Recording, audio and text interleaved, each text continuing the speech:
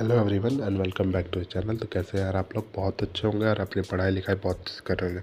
तो आज हम बात करने जा रहे हैं सीबीएसई क्लास 12 एग्ज़ाम 2025 के फिजिक्स के लिए most important topic chapter wise. तो आज आपने फिजिकल एजुकेशन का एग्ज़ाम दे दिया है और इसके लगभग 5 दिन बाद आपका सबसे ज़्यादा टफ़ एग्ज़ाम है। मतलब टफ़ नहीं है भाई, थोड़ा सा टफ़ है फिजिक्स का एग्ज़ाम। मैं नहीं कह रहा हूँ कि बहुत ईजी है, पर टफ़ है, थोड़ा सा टफ़ है। केमिस्ट्री से थोड़ा हार्ड है ये, पर हाँ बहुत सारे ऐसे बच्चे हैं जो अभी पढ़ना शुरू भी नहीं किए होंगे, आज से वो शुरुआत करेंगे। तो आपके ये वीडियो आप ही के लिए है जिन्होंने बहुत पहले से शुरू कर दिया। भाई आप टॉप हो, आप अच्छा किए हो अपना, तो आप वीडियो पे टाइम वेस्ट ना करें, आप अपनी पढ़ाई पे ही करें। जो बच्चों ने अभी तक पढ़ना शुरू भी नहीं किया है, जिनको पता नहीं है कौन सा टॉपिक इंपॉर्टेंट है कौन सा नहीं, तो ये वीडियो आप ही के लिए है। तो चलिए शुरू करते हैं। अगर आप चैनल पर नए हो या तो वीडियो को लाइक और चैनल को सब्सक्राइब कर देना। चलिए शुरू करते हैं।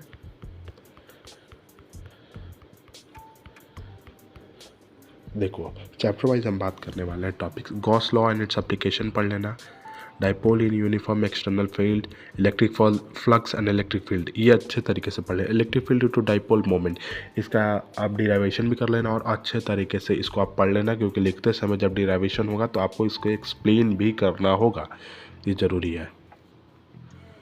दूसरा चैप्टर है एनर्जी स्टोर इन कैपेसिटर, ये अच्छे तरीके से पढ़ लेना, 2 पैरेलल कैपेसिटर वाला भी।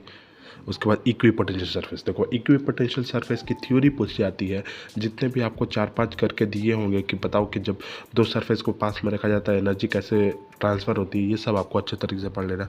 Potential energy of a system of a charge, the parallel plate capacitor. Parallel plate capacitor आपको पता होगा, जब दो प्लेट को सामने रखा जाता है, एक प्लस साइन एक माइनस साइन रखा जाता है, तो वो वाला आपको पढ़ लेना।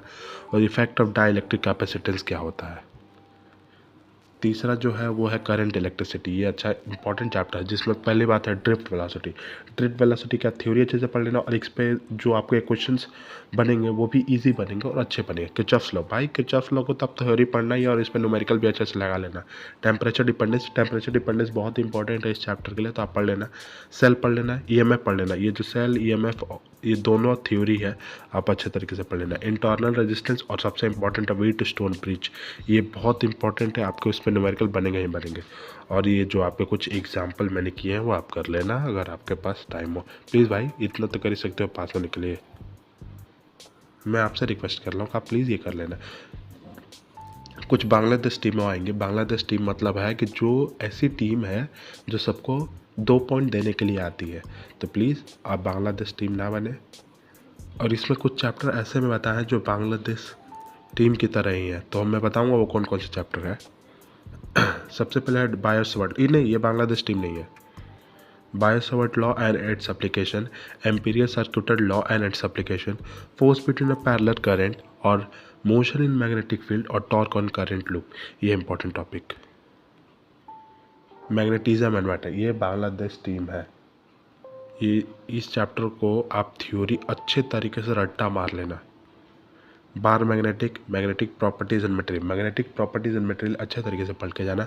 Bar magnetic as an equivalent solenoid, इसको अच्छे तरीके से रट्टा मार लेना। एग्जाम्पल है ये कुछ, EX का मतलब एग्जाम्पल और एक्सरसाइज यहाँ पे है। ये भी बांग्लादेश टीम ही है। Electromagnetic induction, inductance, AC generator, Lenz law and conservation of energy, और मोशनल EMF, ENF नहीं EMF, ये एग्जाम्पल है और ये एक्सरसाइजेज है।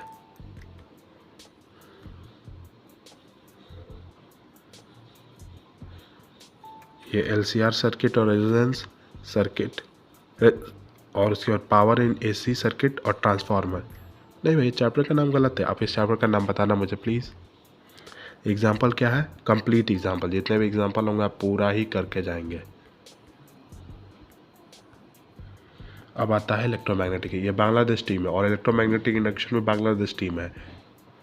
Idea of displacement current, electromagnetic wave और स्पेक्ट्रम, और नो डिराइवेशन, इसलिए मैंने आपको अच्छी इमोजी बना के दिखाया कि इसमें कोई डिराइवेशन नहीं है। रे ऑप्टिक्स, भाई ये बांग्लादेश टीम नहीं है, ये रे ऑप्टिक्स को आप ऑस्ट्रेलिया मानो और वेव ऑप्टिक्स को आप इंडिया मानो, ये दोनों ही मार्क्स देने के लिए नहीं आते हैं। अगर आपने अभी तक कुछ नहीं पढ़ा है तो प्लीज़ मैं कहूँगा रे ऑप्टिक्स और वेव ऑप्टिक्स में अपना दिमाग ख़राब ना करें यार, क्योंकि ये दोनों हार्ड चैप्टर्स हैं अगर आप तक पढ़ाई नहीं की है और जानते भी नहीं हो कि रिफ्रैक्शन और स्फेरिकल सरफेस एंड बाइलेंस क्या होता है और दोनों वेव ऑप्टिक्स के बारे में, तो प्लीज़ ये दोनों चैप्टर में दिमाग में, मैं जानता हूँ कि मार्क्स ये अच्छे कैरी करते हैं, पर आपने अगर नहीं पढ़ाई की है तो आप इसमें टाइम ना दें, इस चैप्टर को हटा दें। क्योंकि मैं टॉपिक भले ही बता दूँगा कि ये टॉपिक आपको पढ़ के जाना है, पर हाँ, इस चैप्टर में बहुत ही ज़्यादा टाइम लगने वाला है और यही तो है कि आपके पास टाइम नहीं है, तो प्लीज़। और इससे ही सबसे ज़्यादा डिराइवेशन बनते हैं और अच्छे क्वेश्चंस भी बनते हैं। तो मैं ऐसा नहीं करूँगा कि पूरा चैप्टर का ये कवर कर लेगा आपके एग्ज़ाम्स के लिए, पर ये कुछ थोड़ा सा अच्छा कवर करता हूँ। वन ऑफ द टफेस्ट सब चैप्टर है ये, दो ऑफ चैप्टर, रे ऑप्टिक्स और वेव ऑप्टिक्स। और ये जो मैंने लिखा ना ऑप्टिकल इंस्ट्रूमेंट, हाँ, अगर आप ऑप्टिकल इंस्ट्रूमेंट पढ़ लेते हो, आपके पास थोड़ा दिमाग लगा लेते हो, कहीं से कुछ देख के या रट्टा तोता मार लेते हो, वन शॉट कहीं से देख लेते हो, अगर आपको ऑप्टिकल इंस्ट्रूमेंट मान लेते तो आपके 5 नंबर पक्के। मैं कह रहा हूँ कि आपके 5 नंबर कोई नहीं रोक जाने वाला।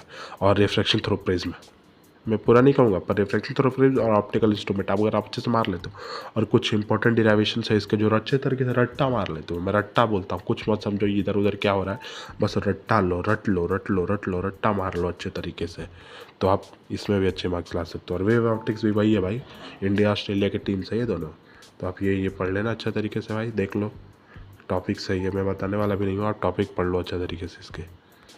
अब आते हैं बांग्लादेश क्रिकेट टीम्स हमारी, ये सब बांग्लादेश क्रिकेट टीम में आने वाले, dual nature of radiation and matter. इसमें सबसे इम्पोर्टेंट है experimental study of photo electric effect.